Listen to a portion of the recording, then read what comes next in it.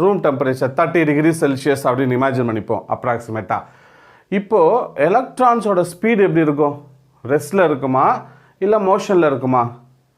கண்டிப்பாக எலக்ட்ரான் வந்து which is in motion. எவ்வளோ ஸ்பீடு அப்படின்னு சொன்னீங்கன்னா நம்மளால் இமேஜின் பண்ண முடியாத அளவுக்கு இருக்கும். Nearly at room temperature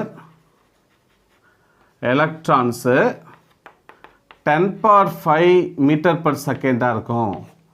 10⁵. அது ரொம்ப அதிகமான கவுண்ட். ஸ்பீட் ஆஃப் லைட்டுக்கு ஈக்குவல் அப்ராக்சிமேட்லி. பார்த்தாலே தெரியுது. எப்போனா ஒரு ரூம் டெம்பரேச்சர்லே. இப்போ டெம்பரேச்சரை நம்ம இன்க்ரீஸ் பண்ணிட்டா என்ன ஆகும்? அதோட ஸ்பீடு மே இன்க்ரீஸ். கரெக்ட் இல்லையா?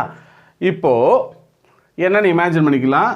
ஒவ்வொரு எலக்ட்ரான்ஸும் எப்படி இருக்குன்னா ரேண்டம் மோஷனில் ட்ராவல் ஆகும், ரேண்டம் மோஷனில் மூவ் ஆகும். இதுதான் ஒரு மெட்டல்னு வச்சுங்களேன். ஏதாவது ஒரு மெட்டல்.